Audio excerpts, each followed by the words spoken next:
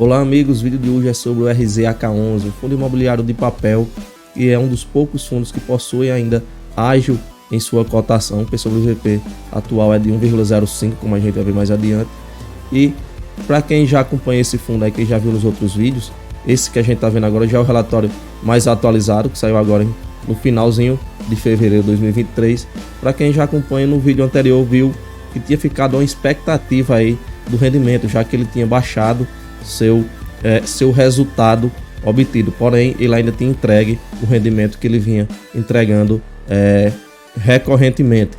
Então a gente vai ver como se comportou esse mês, ver se ele conseguiu se recuperar, até porque grande parte do pagamento do mês passado foi de reservas, né? Então vamos entender um pouco mais sobre o ativo, ver o que teve de modificações, vamos ver a respeito também se esse fundo conseguiu recuperar-se aí durante do último relatório, né? A gente vai inclusive fazer comparativo entre os dois. De antemão, peço a vocês que se inscrevam no canal, isso ajuda demais o crescimento. Deixa seu like no vídeo. Começamos aqui pelo relatório.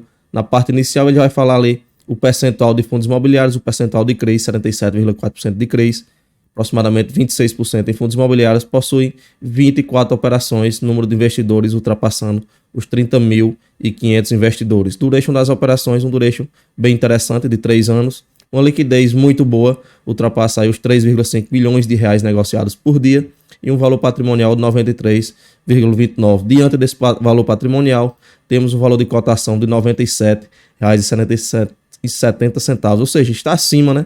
P sobre VP já indica 5% acima do valor patrimonial. Ele vai iniciar falando sobre o IFIX, sobre o Ibovespa, números do Copom e a Selic que se mantém em 13,75.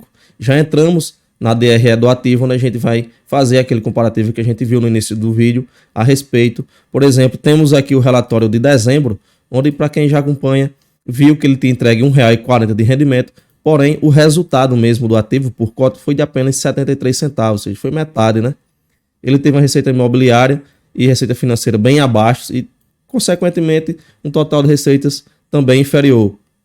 E a gente vê que agora em janeiro ele já se recuperou, inclusive para ambas as situações, né? A receita financeira aí e a receita imobiliária bem maior, inclusive a receita financeira foram quase 10 vezes, né? Mas enfim, se recuperou, o total de receita já saltou de 5.200. Esse relatório aqui é o de dezembro, tá? Temos aqui dezembro de 2022, já saltou de 5.200.000 para 9.400.000. Com isso ele teve um resultado de R$ 1,59, né? Ou seja, foi bem maior inclusive do que o dividendo que ele entregou. Ele entregou R$ 1,20. Um detalhe vai para que temos um rendimento distribuído por cota de R$ 1,06. Porém, o fundo realmente entregou foi R$ 1,20, né? Talvez tenha sido algum erro de digitação, algum problema ou alguma coisa que a gestão considerou aqui e não justificou. Mas aqui embaixo ela vai citar que foi de R$ 1,20 o rendimento distribuído por cota. Ok? Ele poderia ter entregue novamente R$ 1,40 ou até mais, como a gente viu aqui, R$ 1,59 por cota. Porém, ele optou por R$ 1,20, até porque ele gastou bastante reserva em dezembro, como a gente vê aqui, olha só. Gastou quase 70 centavos de reserva, né? Já que teve que saltar de 73 centavos para R$ 1,40. Mas, enfim, continuando, destaque também, né, a respeito aí da quarta emissão de cotas, onde o número de cotas passou de quase 4,8 milhões para quase 5,6 milhões de cotas, ok? Quanto ao posicionamento atual do fundo, teve aí uma desalavancagem das operações compromissadas, assim também como aquisição de 2 CRIs aí, o CRI Evolua e o CRI Norte, né? Então um detalhezinho aqui, veio faltando o I aqui, nome aquisição, mas enfim, vida que segue, né? Quanto à distribuição das alocações do patrimônio do ativo, a maior parte aí a gente tem em securitização e carteiras, no caso é um pouco mais de 32%, se bem que o alvo que o ativo quer, que a gestão quer, na faixa dos 25%, vai ter que fazer um reposicionamento aí, seguido do real estate, né? A parte de imobiliária mesmo, quase 30%, ele quer inclusive baixar para 20%.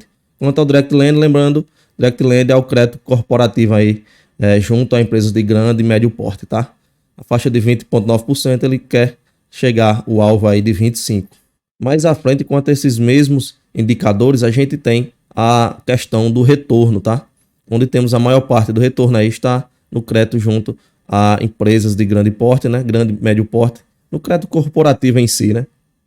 Porém, a gente vê que o retorno-alvo que ele almeja, na verdade, é reduzir um pouco sobre essas operações que estão em maior peso, como por exemplo a securitização, a infraestrutura, e aumentar um pouco mais na questão do agronegócio, né? Já que hoje, por exemplo, aqui não tem nenhum retorno atrelado ao agronegócio, e ao venture debt. O venture debt aí é o crédito voltado para empresas de tecnologia, né? Inclusive, muitas vezes esse retorno é atrelado ao crescimento da empresa, tá? Quanto ao portfólio, por estratégia, temos a maior parte no crédito estruturado, né? Operações de sectorização em si, 67% de peso no patrimônio, e uma boa parte também em financiamento, representando aí 23,2%. Ainda temos uma parte em empréstimos e em operações high grade. Quanto ao portfólio por tese de investimento, temos a maior parte que são operações ali que ele pretende levar até o vencimento. Temos também operações seguidas aí com o peso de 21,9%, que são operações bridge, que no caso são operações onde existe ali o interesse no pré-pagamento, né, no pré-vencimento, inclusive com expectativa de um refinanciamento futuro, ok? Quanto às séries aí de risco de suas operações, tanto para CRIs quanto para fundos imobiliários, todas aí não possuem nenhuma série mezanino ou série subornada, né? Lembrando, séries subornadas é as mais arriscadas, seguido de série mezaninos, e as menos arriscadas, digamos assim, né? As mais seguras são as séries sênior. Quanto às únicas, são séries aí de crédito corporativo, que ela não tem essa subordinação, né? Digamos, ela não tem essas subdivisões. No caso de problema, já atinge ela direto, porém é um crédito corporativo, né? Mas, enfim, temos apenas esses dois tipos, no caso série sênior e série único. Destaque vai para a série único com o maior peso na questão dos CRIs, representando 63%, e para fundos imobiliários também, cota única com peso de 13,4%, ok?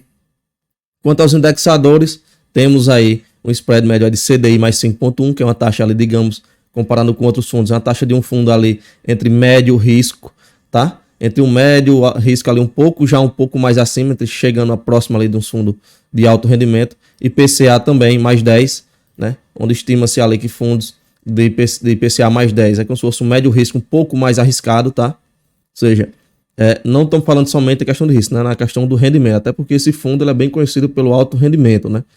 Cabe a vocês aqui a gente ver essas informações detalhadas de cada um desses ativos e você mesmo tomar sua posição ali, se vale ou não a pena para você. Até porque a gente aqui não indica nenhuma compra ou venda de algum ativo, tá?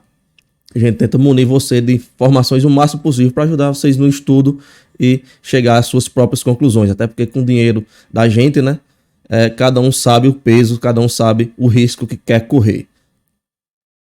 Temos também aqui operações atreladas aqui, no caso, pré-fixadas, com um spread médio de 15,7, né? E representando 2% do portfólio do ativo. Quanto aos indexadores, maior peso em CDI, representando um pouco mais de 54%, seguido do IPCA, com quase 44%. Pré-fixado, como a gente viu, apenas 2% de exposição. Mais à frente temos uma tabelinha onde ele faz aqui um demonstrativo da exposição do fundo vezes o duration das operações.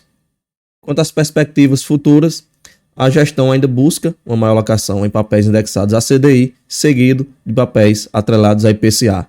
Também cita que em fevereiro foram integralizadas aí pouco mais de 3 milhões e 200 mil novas cotas, representando um montante de quase 300 milhões de reais provindos da quarta emissão de cotas, ok? Destacando também que todos os ativos continuam adimplentes em suas obrigações. Vamos entrar aqui no seu portfólio, mas antes disso peço a vocês que se inscrevam no canal, tá? Isso ajuda demais o crescimento.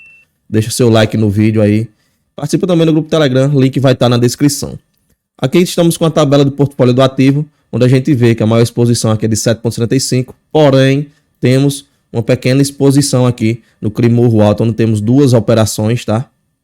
Sempre é bom olhar se não tem operações repetidas, e nesse caso temos operações aqui, no caso uma de 7,26 e outra de 6,44, somando aí pouco mais de 13% de exposição nessa operação, né? A gente sempre tem aquele valor ali de 10 como um valor máximo, nesse caso temos uma exposição. Em resumo, o RZAK11 é um fundo ali, como a gente viu, tem séries únicas e séries sênior, né? Passa um pouco mais de segurança. Tem ali umas taxas de fundo de médio risco, quase ali no limiar, né? O que isso traz um rendimento também muito bom. Inclusive, o ágio do fundo hoje já demonstra que ele não é um fundo que está desvalorizado, né? Um fundo que vem bem reconhecido, isso considerando, claro, o atual momento de mercado, onde a gente vê a grande parte dos fundos de papéis abaixo aí do P sobre VP de 1, né? Nesse momento ele está sendo bem cotado, o RZAC 11. E é um fundo que vem entregando rendimentos bem consideráveis aí ao longo dos meses, né? E eu pergunto a você, gestor de sua própria carteira aí, se tem espaço ou não na sua carteira para o RZAC 11, por exemplo, né? É um ativo que para você vale a pena ou não diante das informações passadas, diante dos pontos fortes e dos pontos fracos do ativos, os riscos e segurança. Cada um sabe o peso de cada ativo que já tem em sua carteira. Tem fundo que para uma pessoa vai valer a pena, para outra não vai valer a pena, né? Então, peço a vocês aí também, deixa seu comentário, tá? Participa do grupo do Telegram, o link vai estar na descrição do vídeo. Deixa seu like e a gente se vê na próxima. Valeu!